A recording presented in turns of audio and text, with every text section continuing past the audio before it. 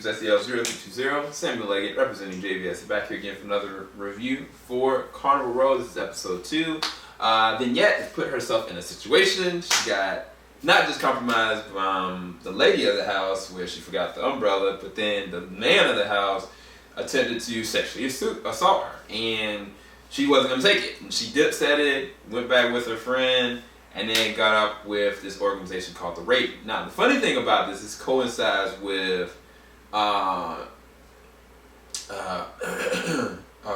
Bloom's character, because he just realized that there was a murder that happened, and he's trying to figure out what's actually happening on the back end. And he knew about the Ravens, which is really interesting at the very end of this episode. Again, there's another episode where their chemistry just explodes off the scene, but they don't have that much screen time together. Like, it's seconds, bro. Like, I was kind of just like, bruh, why y'all doing this to me? Like, just give them time, you know what I'm saying, to progress. But they're not doing that. It's whatever. It is what it is.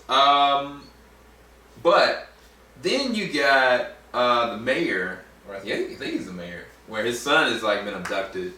And you come to find out that his wife is not as forthcoming as she appears to be.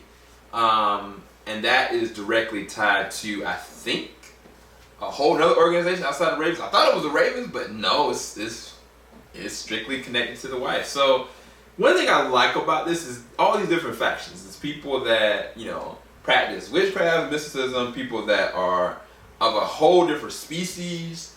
I think it's like I've identified 1, 2, the little one, guys with horns, fairies, and I think there's one other species that have not identified what exactly they consider, because people just call them pigs.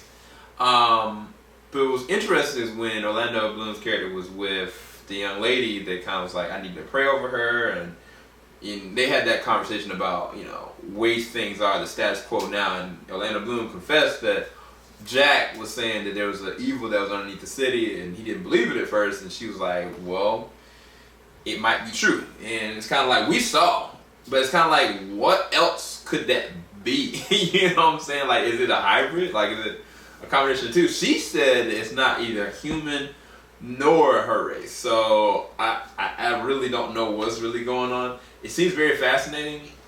I think that the racial, political, and just the in-between arcs about the stories that not centrally focus on one specific character is very fascinating. I think it was the lady of the house where she had to legit go with the guy.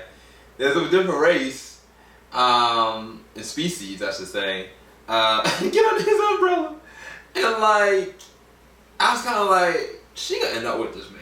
Like, she gonna end up with him, because part of her, you know, I don't want to say unbiased racism, like I would just say just pure racism toward their race and species, is just like, she doesn't understand, but yet like there's this, I don't know, like jealousy there.